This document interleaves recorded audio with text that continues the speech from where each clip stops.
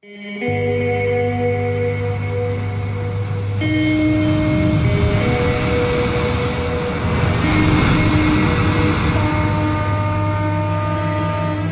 restes combien de temps? 48 heures, je repars lundi matin. Ok, super.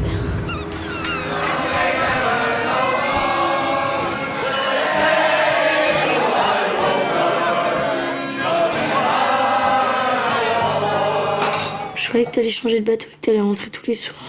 Non mais arrête tes conneries, c'est moi qui la garde. Tu vas me la chercher la gamine avec ses affaires. Elle va nulle part. Chez toi, elle est toujours toute seule. Moi je vais à la mer, j'ai pas le choix. Tu vas me chercher la gamine, elle revient avec moi. Laisse-moi Tu me fais quoi là? Ah mais je suis pas sûre que le juge, cette fois-ci, aille dans votre sens si vous ne changez pas votre organisation au niveau du travail. Non bah c'est vraiment important, faut vraiment que je reste à terre. Si tu viens pas, c'est pas la peine de revenir. Je prends quelqu'un d'autre.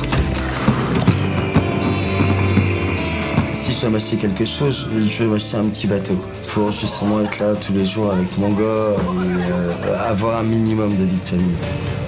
Il faut que tu le fasses. Il faut que tu te motives pour le faire bien comme il faut.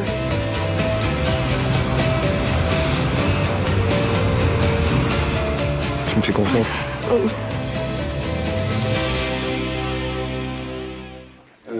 Alors pour repartir sur au tout début en fait de la genèse du film, moi je travaille depuis 10 ans avec une fille qui s'appelle Catherine Payet, qui est scénariste, voilà, et on écrit ensemble depuis le début. Voilà, on s'est rencontrés sur les bancs de l'école à Paris, dans l'école de cinéma. Elle était en scénario, moi j'étais en image, et voilà, dès mes premiers courts-métrages, on a travaillé ensemble. Et on a fait 2 courts-métrages, plus 2 longs-métrages ensemble, et puis quand on a eu fini donc Comme un lion, on s'est posé la question de savoir quel film on allait faire après, et elle avait depuis très longtemps envie de m'écrire un film qui se passait dans le milieu de la pêche, puisqu'elle-même vient des Sables d'Olonne, est une fille, voilà, sa famille, une famille de marins-pêcheurs, de père en fils, voilà, son grand-père a déjà été marin-pêcheur, ses oncles, etc. Donc elle connaît très bien ce milieu-là, et elle connaissait très bien Dom, voilà, qui est un vieil ami à elle. Et donc elle a vécu, enfin, par procuration, en fait, l'histoire qu'elle a racontée dans le film. Voilà, Dominique lui racontait comme un copain peut raconter à une de ses amies sa vie, voilà, ses aventures, etc. Et donc Catherine, elle a engrangé cette histoire à cette période-là. Et quand on s'est posé la question du prochain film, elle m'a dit, écoute, j'ai envie de te faire rencontrer Dom, à la fois parce que on pourrait faire enfin ce film sur la mer, qui lui tenait à cœur, et aussi parce que Dom portait cette histoire qui est en lien avec des thématiques que je traite dans quasi tous mes films, du court-métrage jusqu'au long, qui sont en fait des histoires de famille, des histoires de filiation, des histoires de pères, d'adolescents qui grandissent sans le repère paternel, là cette fois-ci c'est un père qui se confronte à justement cette difficulté parfois d'être à la hauteur de ce grand métier qui est la paternité. Donc voilà, et donc Catherine m'a présenté Dom. Dom tout de suite m'a fait confiance, parce que voilà, les amis de mes amis sont mes amis. Tout de suite on a été très proches, très amis. Dominique, c'est quelqu'un de très ouvert. Donc du coup il m'a raconté voilà, cette histoire, et on a décidé de le porter à l'écran. Mais l'idée c'était pas juste d'adapter son histoire au cinéma, mais c'était aussi qu'il devait jouer son propre rôle, ainsi que ses enfants, ainsi que sa mère, ainsi que tout le monde en fait. Voilà, et ça c'était important pour moi, parce que justement, bon, effectivement vous avez peut-être jamais vu mes précédents films, mais moi j'ai commencé à faire des courts-métrages documentaires, où je filmais en fait ma famille, les voisins, enfin, des vrais gens entre guillemets. Et après, plus tard, je me suis dirigé vers des films plus narratifs, voilà, plus fictionnels, mais tout en gardant cette mise en scène basée sur le travail avec des acteurs professionnels. Ce qui donne effectivement un côté, voilà, un effet très très réel, voilà, au film. Enfin, je ne sais pas ce que vous en pensez, mais en tout cas, c'est de ça dont tu Oui. Oui, parce que je ne sais pas si, en voyant le film, vous avez saisi que les personnages que vous voyez à l'écran n'étaient pas des acteurs professionnels. Vous l'avez senti ou Oui, non, en fait, c'est ça. Oui, non. Parce qu'en même temps, il y a le fait que tu n'es pas dans un documentaire aussi. C'est-à-dire que tu filmes l'histoire réelle des gens, mais en même temps, ce qu'on voit là est bien une fiction. Je remets en scène, effectivement. Après, il y a des éléments fictifs dans le film. L'élément fictif le plus important, c'est la recherche du bateau. C'est-à-dire qu'en fait, Dom a toujours rêvé d'acheter un bateau, de devenir patron, en fait. Voilà, je ne sais pas si vous avez compris, en fait, dans le milieu de la pêche, il y a les matelots, qui sont les ouvriers, et les patrons, qui sont les propriétaires des bateaux. Et donc lui a toujours été, donc c'est un fils de matelot, un petit-fils de matelot, voilà, une famille d'ouvriers, la mère. Et là, cette fois-ci, il essaye de devenir son propre patron. Donc il a toujours rêvé de ça, mais il n'a jamais franchi le pas. Et donc au début du projet, je lui avais dit, voilà, nous, ce qu'on fait, c'est qu'on se tape dans la main, on fait un film ensemble, mais toi, ton contrat, ça sera de te lancer dans cette aventure-là. Et en fait, non. En fait, il n'y est pas allé. Enfin, j'ai compris assez vite que c'était un enjeu un peu trop gros pour lui. Donc ça, on l'a mis en scène. Voilà. Ça, c'est fictif. Mais par contre, tous les ressorts émotionnels sont réels. Voilà. La grossesse de Maëlys, le rapport qu'il a avec son gamin, le fait qu'il ne veuille plus faire le club des pêches, le fait que la galère que vit Dom au moment où il arrête, le rapport qu'il a avec sa mère, le moment où il pleure devant sa mère en parlant de son père, etc. Enfin, tout ça, c'est des émotions qui sont vraies, entre guillemets, qui sont filmées. C'est pas de l'interprétation. Voilà. J'arrive à saisir une réelle émotion à ce moment-là. Notamment l'avant-dernière scène où Maëlys raconte son accouchement. Ça, c'est assez singulier dans le paysage du cinéma, puisque en fait, là, elle raconte d'une manière unique, en fait. Hein, on n'a pas fait plusieurs prises, c'est une seule et unique prise, où elle raconte ce qu'elle n'a jamais raconté à son père. C'est-à-dire qu'en fait, dans ce genre de dispositif de mise en scène, le réel nourrit le scénario, nourrit la mise en scène, mais le fait de faire un film change aussi leur réalité. Et en fait, quand on commence le tournage, Dom et Maëlys sont en froid, c'est-à-dire qu'on les reprend, moi je les rencontre au moment où voilà, ils ont vécu ça il y a deux années auparavant, et depuis ils ne se parlent plus, ils sont en froid, etc. Et donc un an et demi après, donc à la fin du tournage, moi je les convoque devant la caméra et leur propose de crever l'abcès et donc de raconter effectivement réellement ce qui s'est passé. Voilà. Et du coup, cette conversation, elle n'aurait jamais, peut-être, j'en sais rien, mais en tout cas, elle n'avait jamais eu lieu avant que je la provoque. Voilà. Et ça, effectivement, sur des plateaux de cinéma, c'est assez rare. Moi, je suis aussi opérateur de prise de vue pour d'autres films de cinéma, et c'est vrai que voilà, on n'est pas dans ce rapport-là avec les comédiens d'habitude. On est plutôt dans direction d'acteurs, scénario, des acteurs professionnels. On met en scène, on dirige, mais on n'a pas ce genre de situation et d'émotion. Est-ce que vous avez envie de dire un mot, enfin, que ce soit une question ou même une réaction justement par rapport à ça?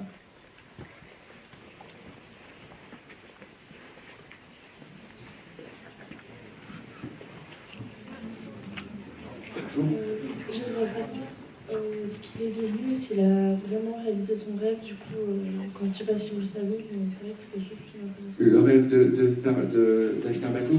D'avoir son bateau, oui, et alors, savoir comment va la famille depuis. Alors, les nouvelles des gens, Dominique, il a repris la mer, mais sur le bateau là, en fait, voilà, il est toujours marin pêcheur, mais pour l'instant, il est toujours matelot. Voilà. Il n'est pas passé.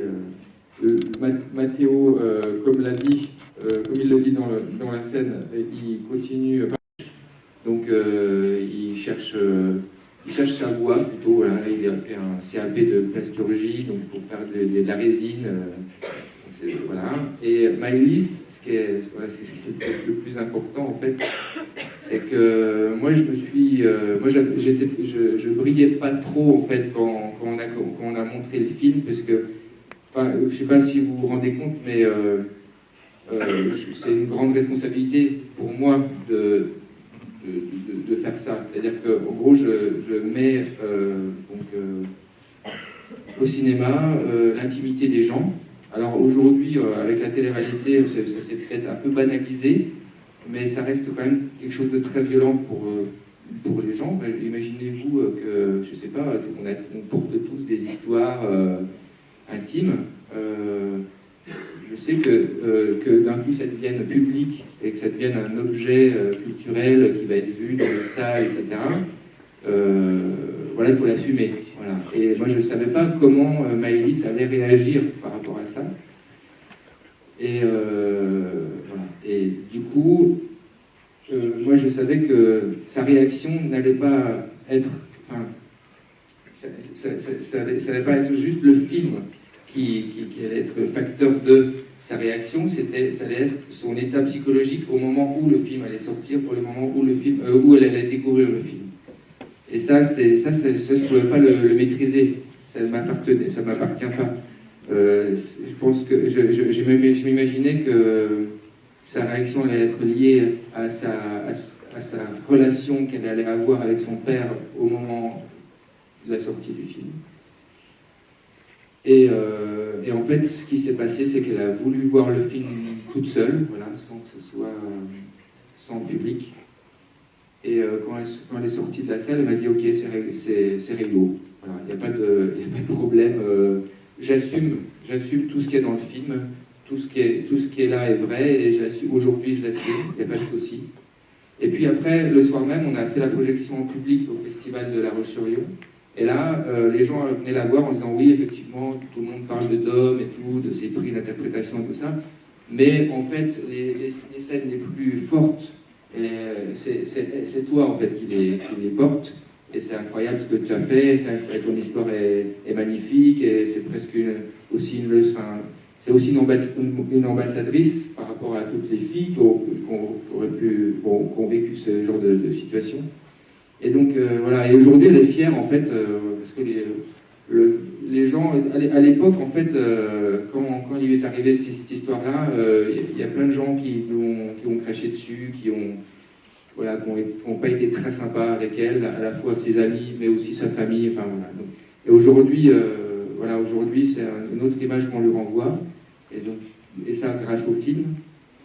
Et ce qui est le clou du truc, c'est qu'aujourd'hui, elle accepte le film parce qu'elle a grandi, et parce qu'en fait, elle est amoureuse, elle vit avec un garçon dans un appartement, et elle est enceinte. Voilà.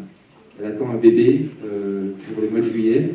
Et donc voilà, aujourd'hui elle est bien dans ses souliers, et ça va bien. Et donc elle est contente du film. Et moi je souffre un peu aussi parce que c'était pas évident. Depuis que Dominique a eu le prix d'interprétation à la Mostra, il fait la une de Ouest France tous les 15 jours. Donc tout ça pour dire qu'au Sable d'Olonne, le film, c'est devenu un événement. Et donc voilà, aujourd'hui, elle sort, quand elle va faire ses courses, les gens la reconnaissent. Et voilà, c'est pas évident à gérer tout ça. Voilà. Et ça va, elle gère plutôt bien.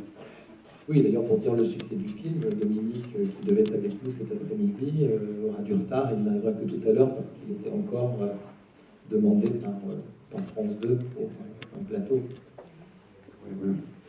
Mais c'est un détail. Et en revanche, est-ce que vous avez d'autres remarques ou d'autres réactions comme ça, à chaud, sur ce que vous venez de voir?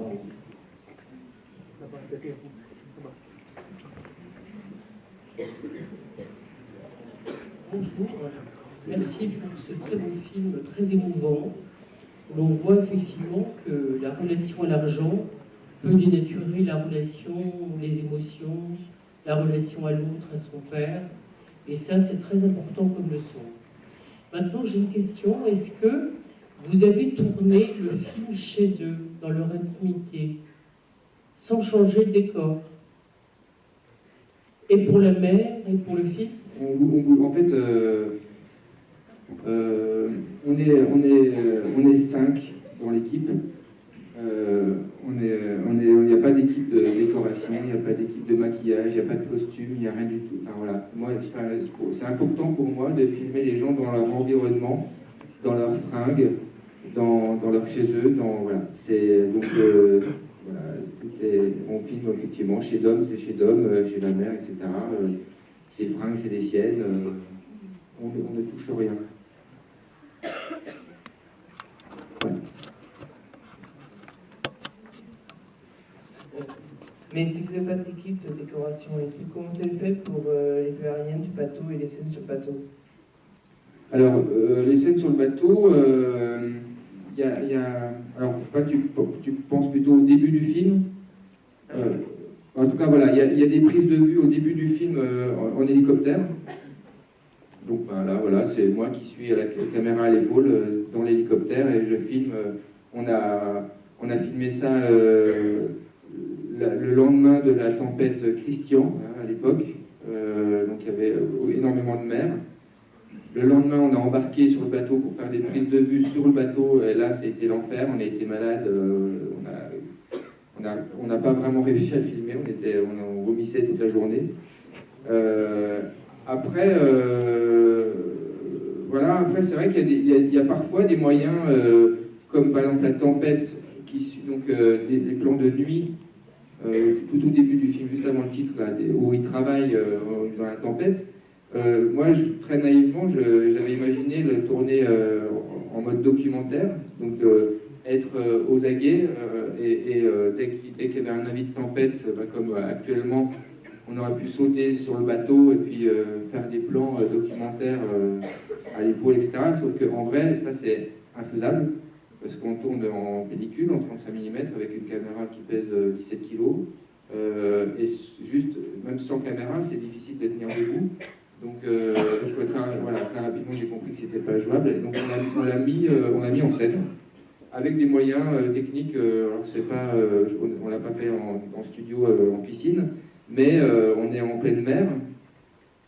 On a lancé les filets et monté les filets, et à côté, en fait, il y a un bateau des pompiers qui balance de la flotte, 8 barres de pression. Et voilà, et après, c'est du jeu de la mise en scène et du jeu de comédien, voilà. Et j'ai l'impression que ça fonctionne.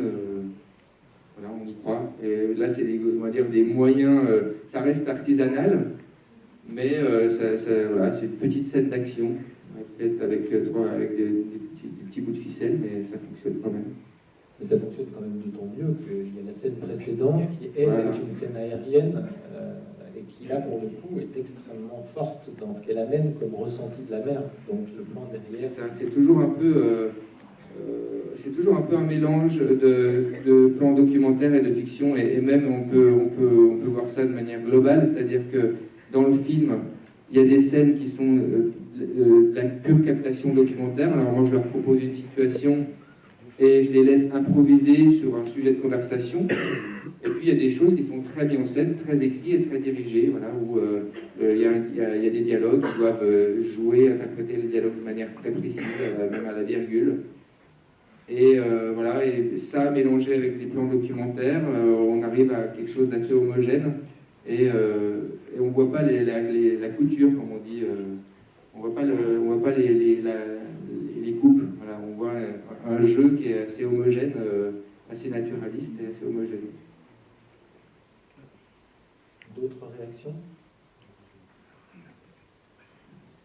Oui.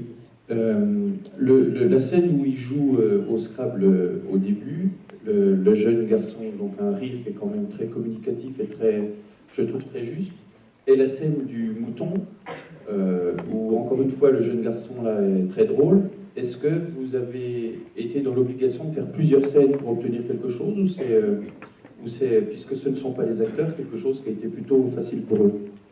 Ça, c'est de la captation documentaire. Moi, je leur propose, voilà, je leur ai dit, voilà, moi, je veux une scène familiale où vous êtes bien ensemble, ou voilà, une scène qui vous réunit, voilà, autour de quelque chose qui vous met de bonne humeur, où vous êtes, voilà, vous êtes ensemble, une communion. Et eux, ils m'ont proposé ça, ils m'ont dit, nous, souvent, à l'époque, quand on habitait encore ensemble, on aimait bien jouer au Scrabble.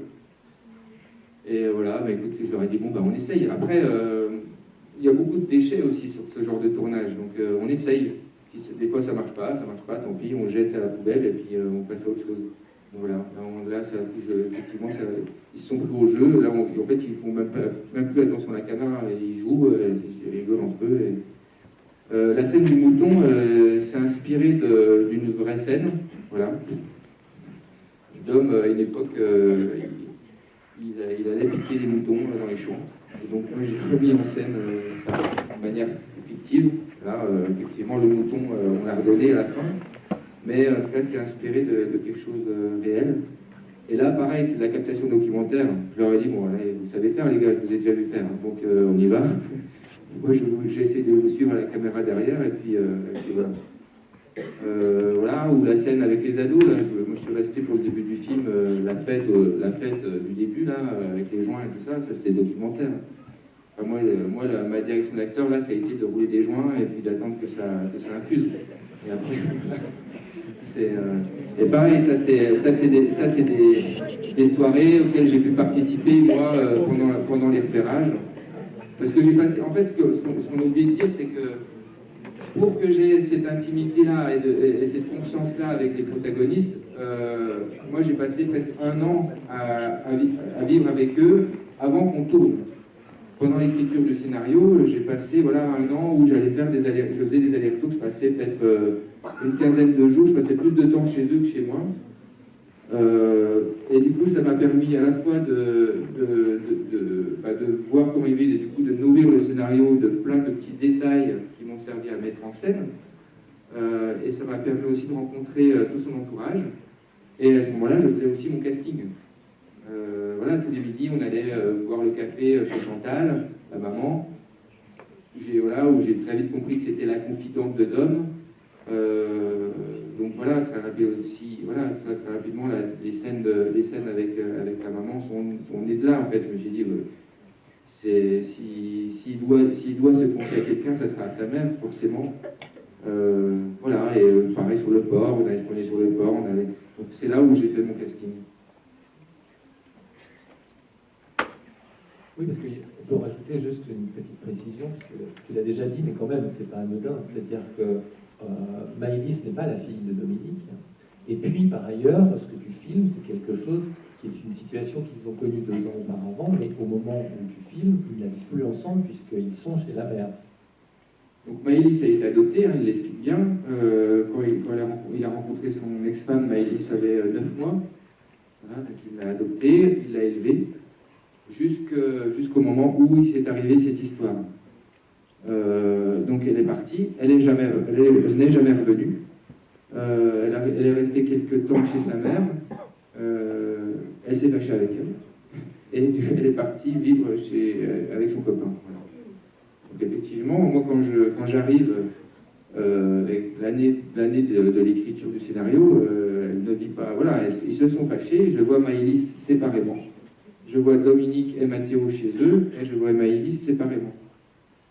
Voilà, effectivement.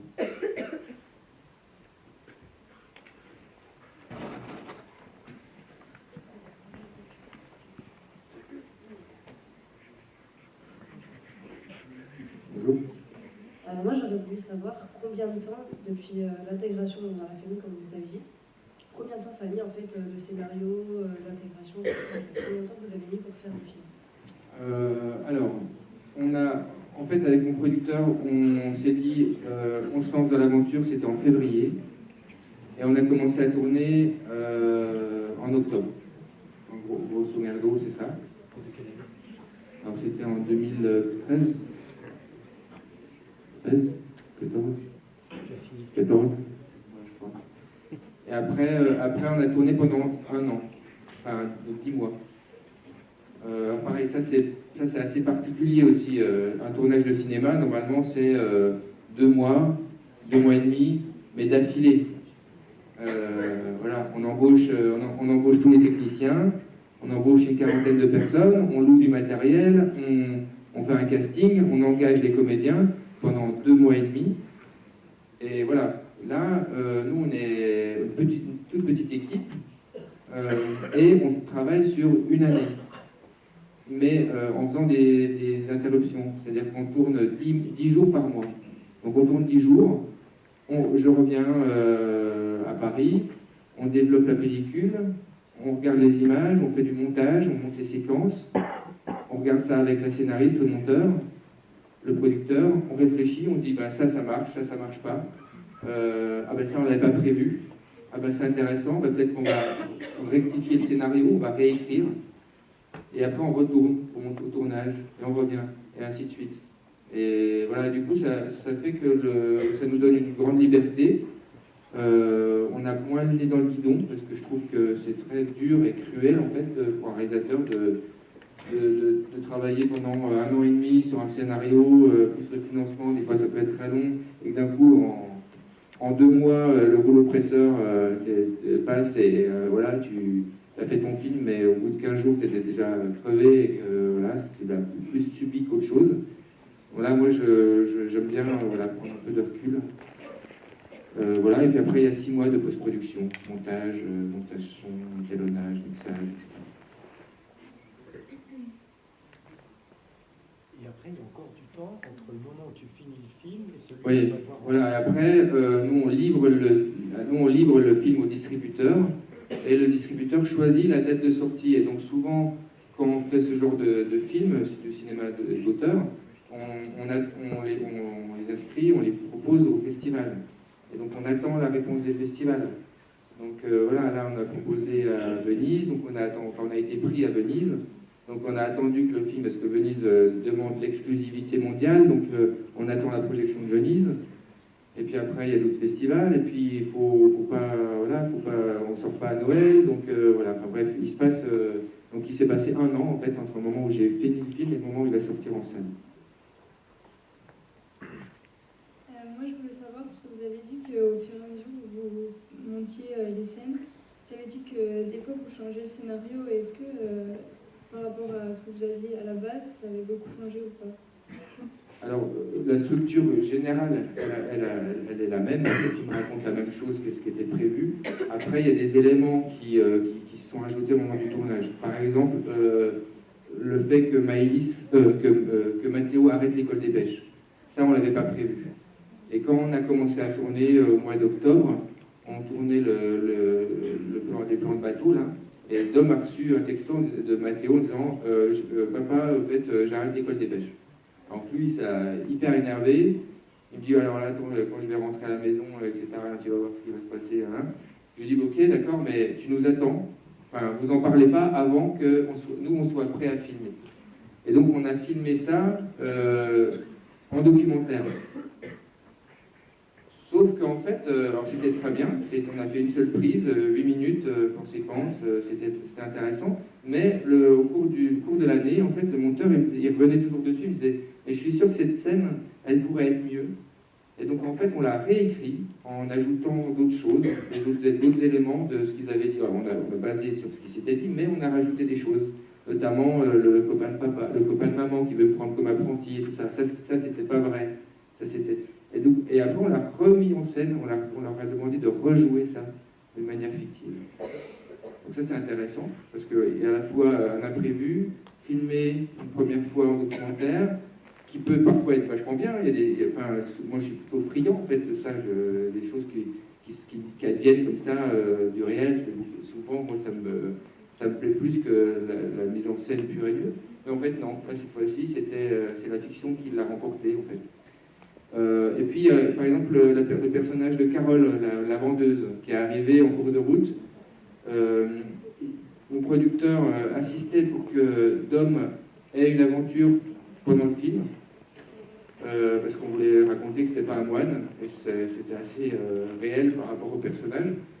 Mais il n'avait pas d'aventure à ce moment-là, au moment du tournage. Enfin, il en avait une, mais enfin bon, bref, c'était compliqué à filmer. Et puis après, je me disais, comment on filme ça de manière documentaire, mon cher producteur?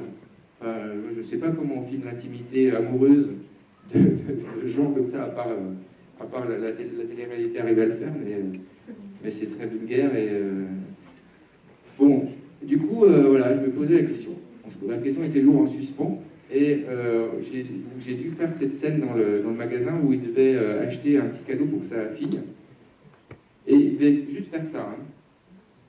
Et quand j'ai filmé, alors je leur ai dit, voilà, bon, Dom, tu vas acheter, voilà, tu rentres dans le magasin, tu cherches une fringue pour ta fille. Carole, qui a accepté de nous accueillir dans son magasin, je lui ai dit, bah voilà, vous faites votre boulot, hein, vous êtes vendeuse, vous vendez votre fringue. Point. Après, c'est à vous débrouiller, c'est de l'impro. Et dès que j'ai commencé à filmer, je me suis dit, mais j'étais derrière la caméra comme ça, je me suis dit, mais ils sont pas en train de se draguer là par hasard? Enfin, je sentais quelque chose de. Enfin, c'était limite. Enfin, il y avait plein de sous-entendus. Enfin, je les voyais comme ça, je me dis, mais c'est marrant. Et quand je suis revenu donc avec le producteur et le monteur du scénariste, on a regardé les images, on s'est dit, mais oui, effectivement, il y a moyen de faire quelque chose avec ces deux-là. Et donc, la semaine suivante, on a fait le retake de la caisse quand il payait et qui lui demande un rencard pour aller se promener sur la plage. Ça, on l'a refait après. Et après, je suis allé voir Carole, je lui ai dit, bon, on aimerait bien faire une troisième scène. Donc, on a fait les huîtres. Puis après, je suis allé la voir, je lui ai dit, bon, on aimerait bien faire une quatrième scène. Bon, là, ça sera au lit. Puis voilà, bon, puis ça s'est fait comme ça au fur et à mesure. Et voilà, souvent, quand on présente des films comme ça en avant-première, les gens nous demandent s'il a visité la cave. Mais il n'a toujours pas visité la cave. Mais c'est très étonnant, parce que ce personnage, qui est très cool, qui sourit à la vie malgré toutes les vicissitudes, qui est toujours dans un rapport tendre à ses enfants. Et on se demande comment ses enfants arrivent à un moment donné à se détourner de lui, tellement il est bon, tellement il est beau, ce personnage. Et Tempête, j'avoue que le titre m'étonne. Y a-t-il eu un autre titre à un moment donné? Il y a eu Le Grand Métier. Voilà, le Grand Métier, ça signifie la grande pêche. Voilà, on dit que c'est des termes de marin-pêcheur, il y a la petite pêche, le petit métier, et le grand métier, c'est-à-dire la pêche au grand large. J'aimais bien ce mot, le grand métier, qui était aussi un clin d'œil à ce que c'est que d'être père. On pouvait aussi dire que c'est un grand métier. Voilà, ça a été ça. Et puis ça ne plaisait pas aux distributeurs, ils m'ont demandé d'en choisir un nouveau. Et voilà. D'accord. Mais il dirait que de toute façon, dans tes films, il y a quelque chose de fort qui passe dans la relation du père au fils, ou en tout cas, parce que je pense à L'Apprenti, où c'est l'histoire d'un jeune garçon qui est en apprentissage dans une ferme du Haut-Doubs, et que la relation qui va se tisser entre ce jeune apprenti et ce cultivateur est une relation qui a un fort enjeu affectif, parce que la relation avec le père est compliquée, avec la famille est compliquée, et que là, par le travail et par la transmission, par quelque chose qui se transmet du geste et d'un savoir-faire et d'un désir de partager quelque chose à cet endroit-là, c'est quelque chose qu'on retrouve de manière très forte ici, et que Dominique dit très bien quand il est en face de sa mère et qu'il dit « j'aimerais avoir la reconnaissance de mon père et l'estime de mon fils ». Voilà. Et en même temps, il est presque en train de perdre son fils de trop d'attentes. À la limite, presque il l'étouffe de son attente de pouvoir naviguer avec lui, qu'il partage le même métier, qu'il fasse comme lui, marin comme lui l'a fait avec son père. Et en fait, il est en train de l'étouffer. En fait, c'est la transmission presque qui va être le problème en fait de la relation père-fils. Et ça, je trouvais ça intéressant aussi. Moi, j'ai été fils et je suis aujourd'hui papa, et c'est une question qui me traverse aussi. Je sais pas, vous devez peut-être le sentir parfois de temps en temps par rapport à vos parents. L'attente que vos parents ont sur vous, parfois c'est un petit peu lourd et handicapant. Et là, c'est assez beau parce que donc lui attend de son fils voilà, qui suive ses pas. Et en fait, lui, Matteo, finalement, n'est pas du tout là-dedans. Et puis, il y a aussi quelque chose d'assez beau aussi, c'est que Matteo a une grande admiration pour son père, parce que c'est un héros de la mer. Voilà, c'est un homme sauvage. Il part 15 jours en pleine mer. Il se confronte à des tempêtes. Il va dans des pubs en Irlande, etc. Il voyage à travers le monde, etc. Ça reste un mythe, à la fois pour l'image, pour les gens de manière globale, mais aussi pour cet adolescent. Et en fait, pour finalement se rapprocher de son fils, pour avoir cette vie de famille dont il rêve, il va se le domestiquer. Et c'est en se domestiquant que finalement il va trouver le mépris de son fils. Alors ça, moi je trouvais ça intéressant parce que en fait c'est en essayant de se rapprocher de lui qu'il va le perdre. Et voilà, et ça, moi je trouvais ça assez beau en fait. Là, je touche du doigt toute la difficulté en fait de la relation du père et de ses enfants, des parents et des enfants. Voilà.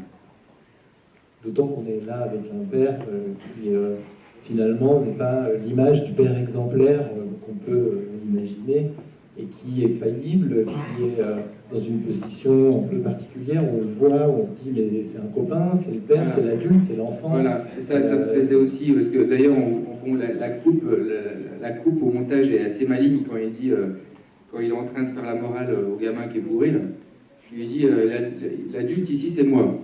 Tac, ça coupe. Et en fait, on le voit en train de ronfler sur la banquette avec les litres de pinard, et puis c'est Maëlys qui range et qui fait la vaisselle. Juste avant, on le voit en train de rouler un joint et le filer à son fils. Enfin, il y a effectivement, on pourrait juger en fait ce père comme un père, un mauvais père, ou un père maladroit, ou qui ne montre pas forcément l'exemple, ou qui montre des valeurs qui peuvent être discutables. Mais en même temps, tout de suite, très rapidement, j'ai vu chez Dom quelqu'un qui adorait ses enfants. C'est un père ultra aimant, qui contrebalance ça, voilà. Et voilà, et ça me plaisait aussi de faire ce portrait-là. Voilà, il y a 1000 façons d'être parent. Voilà, on fait tous des conneries, la plupart du temps on s'y prend mal, mais voilà, mais c'est l'amour qui est le plus important, et là en tout cas concrètement il y en a. Et ça ne s'apprend pas, c'est pas un métier en effet. Et ça s'apprend pas, voilà. Est-ce que vous voulez encore réagir? Je voulais savoir si ça avait été compliqué pour la famille de se replonger dans cette aventure. De se replonger. Oui, c'est sûr. Après, Dominique et Matteo, beaucoup moins qu'avec Maëlys, parce qu'effectivement, Maëlys, quand je lui ai proposé de raconter son histoire, elle n'a pas sauté au plafond, évidemment. Surtout qu'elle essayait plus ou moins d'oublier, de se faire oublier aussi de son entourage.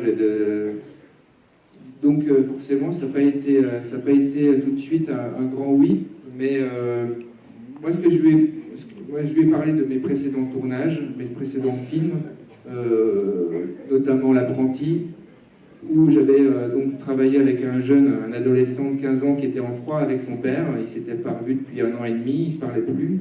Et le fait de les convoquer devant la caméra, de passer du temps ensemble autour du projet du film, a fait qu'ils ont renoué. Alors moi, je lui ai rien promis à Maëlys, hein, mais je lui ai dit voilà ce qui potentiellement peut se passer. En tout cas, quoi qu'il arrive, elle est dans une grande attente en fait par rapport à son père. En fait, elle est folle amoureuse de son père, et à un moment donné, en plus, ça correspondait à l'adolescence, etc. Il l'a déçu, et il l'a trahi, voilà. Donc, mais elle reste, et ça se voit sur le tournage. Je veux dire, Maëlys, c'est un bulldozer. Elle s'est construite une carapace épaisse comme ça. Mais à partir, dès que Dom la prenait dans ses bras, elle fondait. C'était instantané. Donc elle est dans une grande attente en fait, de l'amour de son père. Et donc elle a vu, voilà, elle a accepté le film pour ça. Voilà. Et aussi peut-être potentiellement, c'est ce que lui disait sa mère, comme aussi pour voilà, comment on dit, pour se soigner, quoi, pour faire un peu le deuil de tout ça. Bonjour. Bonjour, Adriane. Vous dites que vous tournez en documentaire, mais à un moment dans le film, il y a une bagarre dans une boîte de nuit, je crois. Est-ce qu'elle s'est réellement passée ou c'est scénarisé? Alors, c'est les deux. C'est-à-dire que, en fait, je vais t'expliquer comment on l'a tourné. Donc, c'est une fiction, hein, voilà, d'homme. En fait, dans la vraie vie, ça a été sa réaction. C'est-à-dire qu'il a voulu péter la gueule au gamin qui avait engrossé sa fille. Donc, il l'a fait. Voilà, c'est ce qu'il m'a raconté. Et moi, donc, je l'ai écrit dans le scénario. Et au moment de le mettre en scène, j'ai demandé en fait à un copain de Catherine, voilà, Catherine c'est ma scénariste, j'ai demandé à un de ses copains qui a 16 ans s'il voulait participer au film. Il m'a dit ah ouais super et tout. J'ai dit ok, bon alors, la scène se déroule en boîte de nuit.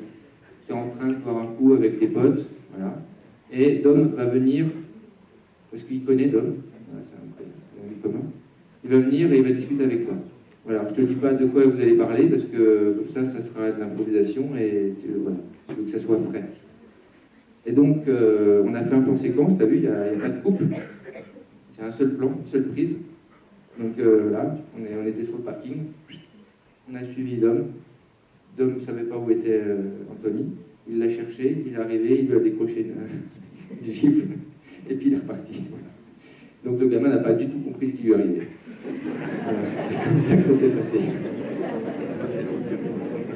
Après j'ai coupé, après je suis allé voir Anthony et je me suis excusé et je lui ai expliqué pourquoi je l'avais procédé comme ça. Parce que voilà,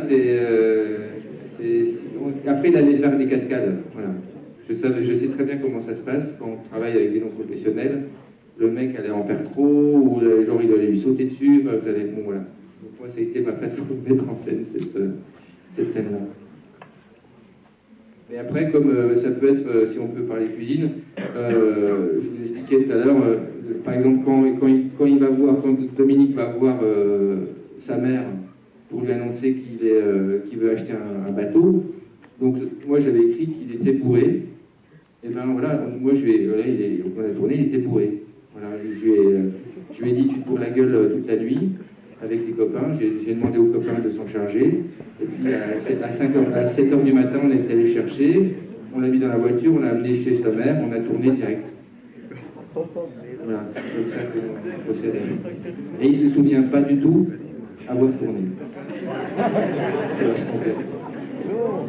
Ah, voilà, non mais bon, ça c'est des anecdotes, mais tout ça pour vous dire qu'en gros, le travail que je fais avec les acteurs, bon là c'est rigolo parce que voilà, les gens boivent de l'alcool et ça, c'est machin, mais en fait l'idée c'est de les amener à vivre l'émotion réellement devant la caméra.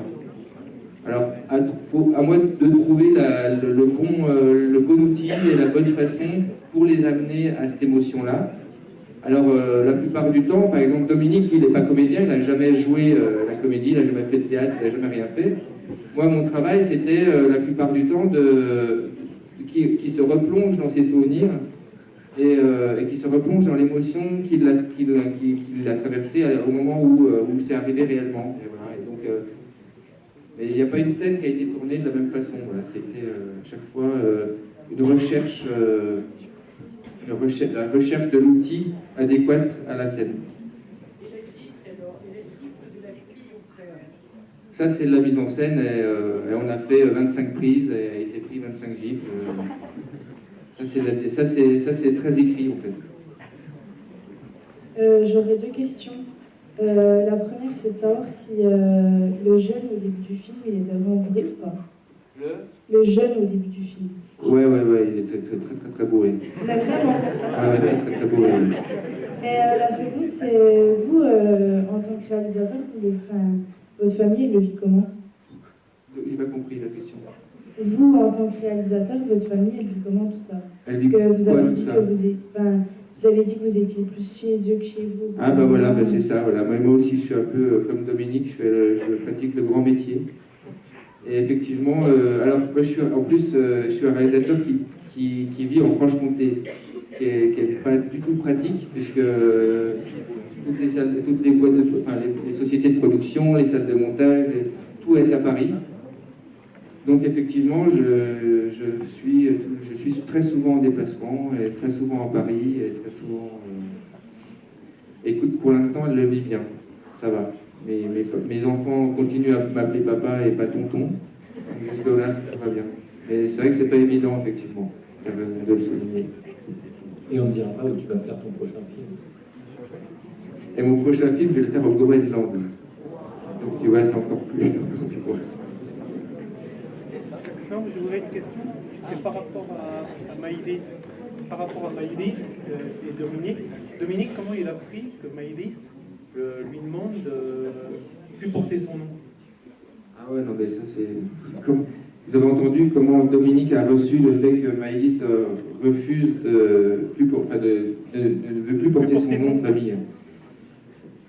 Après, c'est un jeu entre eux.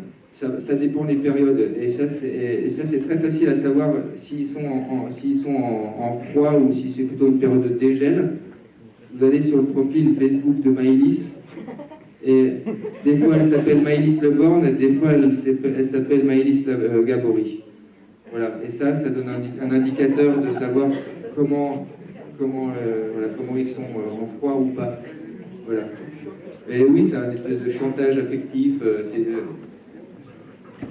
Elle sait que c'est quelque chose de douloureux. Quelqu'un qui fait l'effort à 9 mois de prendre et de faire toutes les démarches pour adopter, je ne sais pas si... Ah ben c'est très cruel.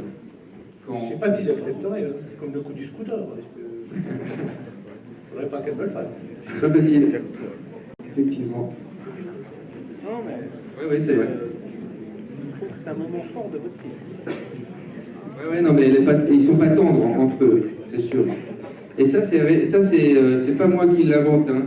L'histoire de je ne veux plus porter ton nom. Ça, c'est quelque chose qu'elle a vraiment dit, quoi. Enfin, et pareil pour l'histoire du scooter. C'est vrai que de toute façon, c'est vraiment ce qui fait la force de ton cinéma, quand même. C'est réellement, c'est un moment extrêmement fort, la scène avec Maïlis.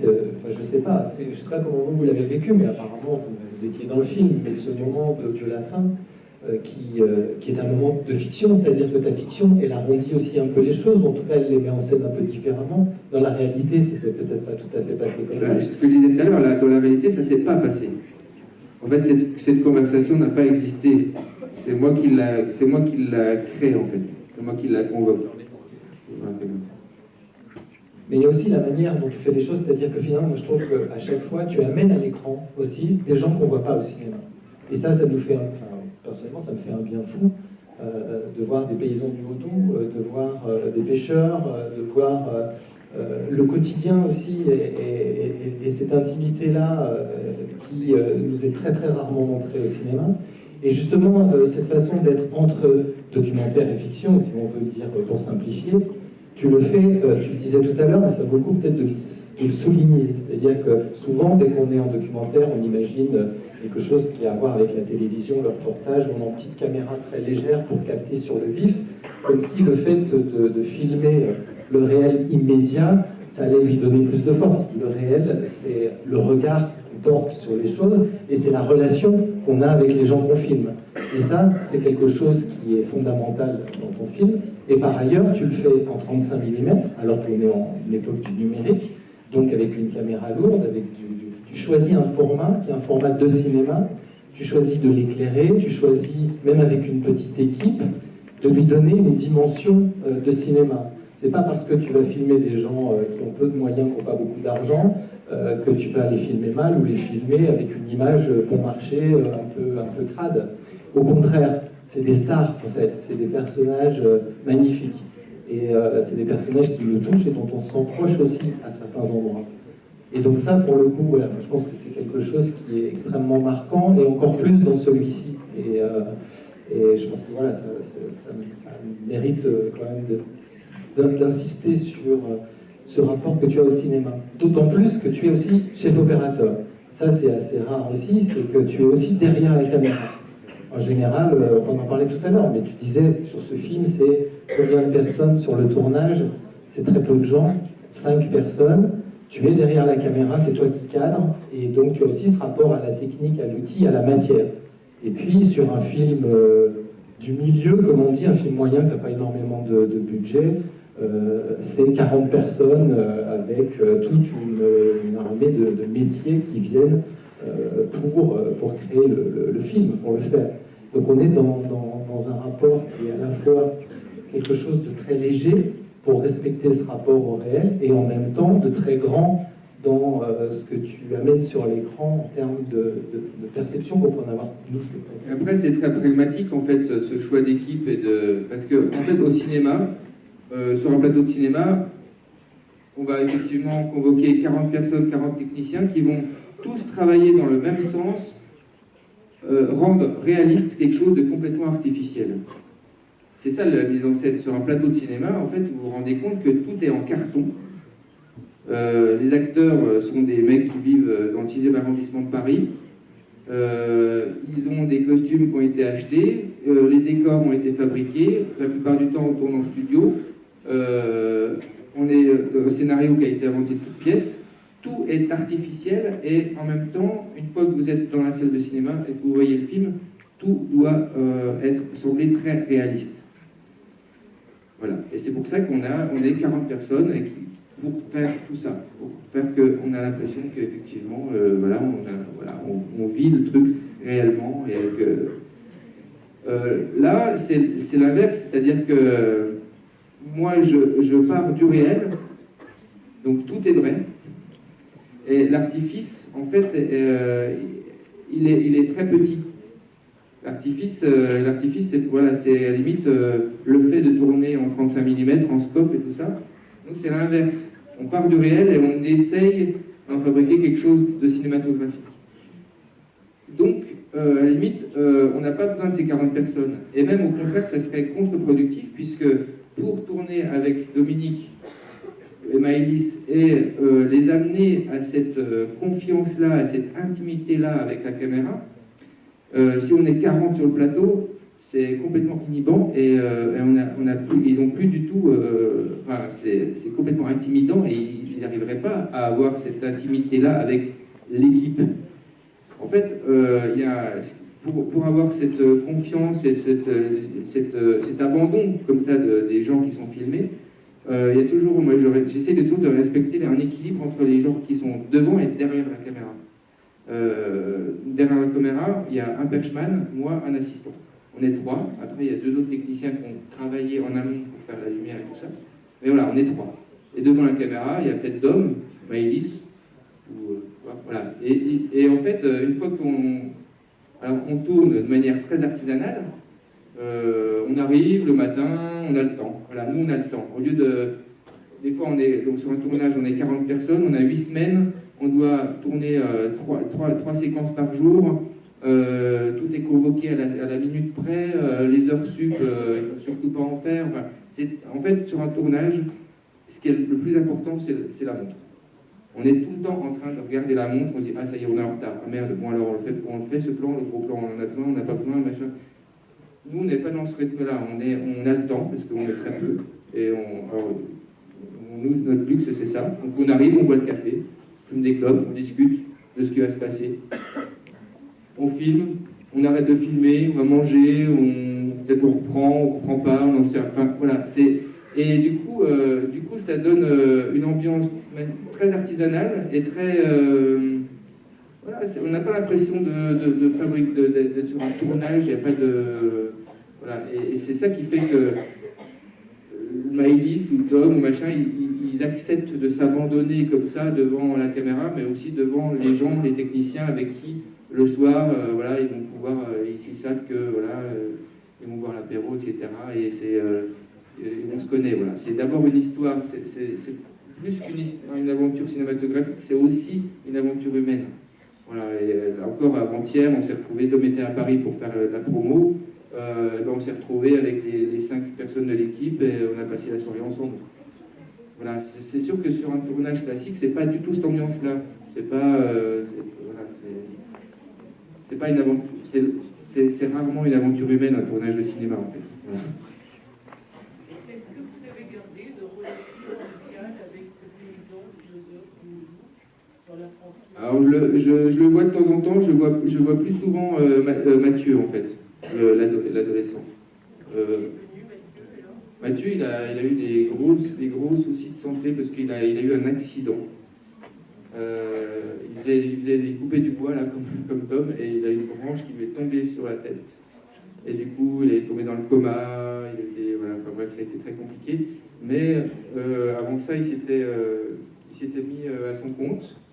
Il s'était associé avec son maître de stage, mais qui a été le suivant en fait. Après le film, il a fait un autre stage en Haute-Saône, chez un mec avec qui il s'est très bien entendu, et donc ils se sont associés, voilà, ils se sont installés dans un nouveau bâtiment, il a construit, alors ça va plutôt pas mal pour lui, si ce n'est cet accident, mais bon, ça va mieux maintenant. Et puis Paul, quand le film est sorti, à l'époque, il a eu un cancer, je ne sais pas si vous vous souveniez, il était en mauvais état, et il a réussi à guérir de son cancer, et aujourd'hui ça va, il profite de sa retraite. Moi, je voudrais faire une remarque et poser une question. La première remarque, c'est que vos films, il y a quand même toujours un peu le même sujet, qui est pas seulement celui que vous dites, il y en a un autre, c'est que vous aimez les gens qui ont des rêves.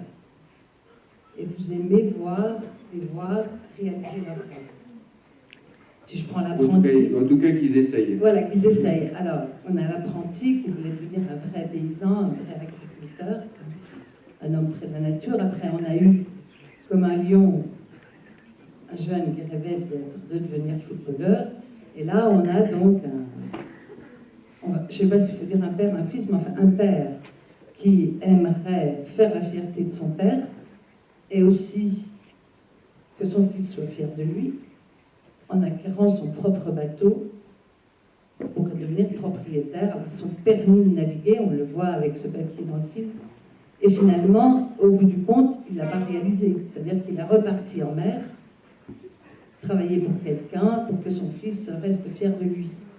Alors j'ai une question un peu triviale, vous allez me voir arriver. Est-ce que vous rémunérez vos acteurs?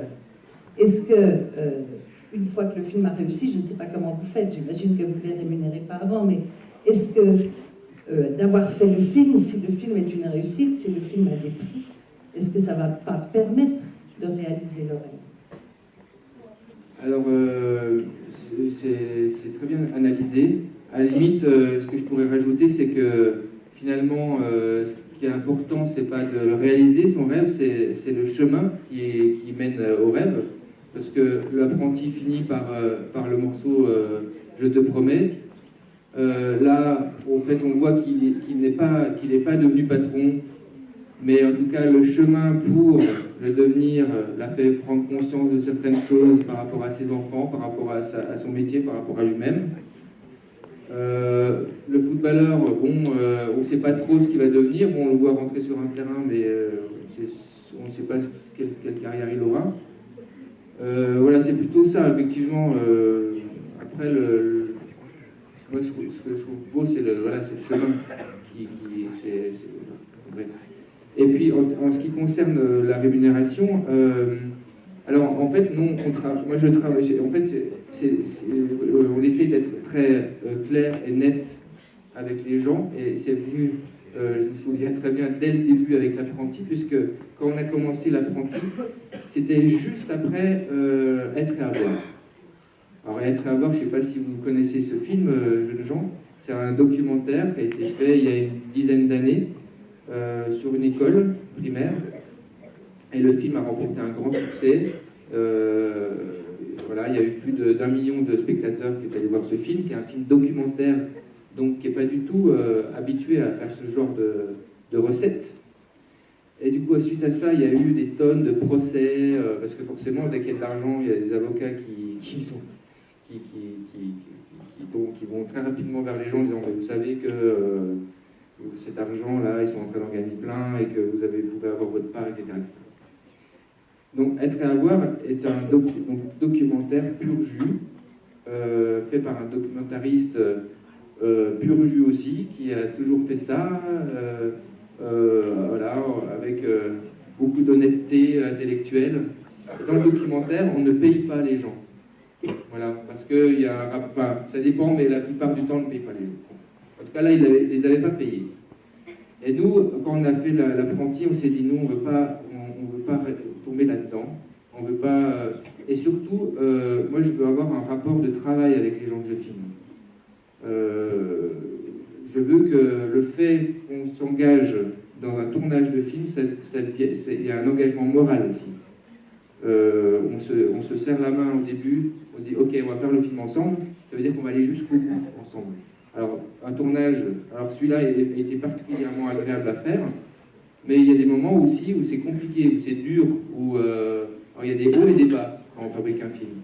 Et justement quand il y a des bas, c'est bien d'avoir ce contrat moral dans un cadre de travail. Voilà. C'est-à-dire que tu es payé, je suis payé, on a un contrat et on va faire le film ensemble. Donc nous, c'est ce qu'on fait. Comme dans un film de fiction classique, que ce soit Omar Sy dans Chocolat ou Dominique Leborgne dans Tempête, ils ont exactement le même contrat. C'est juste les chiffres qui changent. C'est tout. Mais ils sont embauchés comme comédiens. Et donc, quand on est embauché comme comédien, que le film fasse 2 entrées ou 2 millions d'entrées, ça ne change rien. C'est les auteurs qui sont... c'est les auteurs et les réalisateurs qui touchent les producteurs, alors distributeurs, producteurs, réalisateurs, auteurs, qui touchent un pourcentage sur les recettes du film. En tout cas, merci beaucoup de votre intérêt.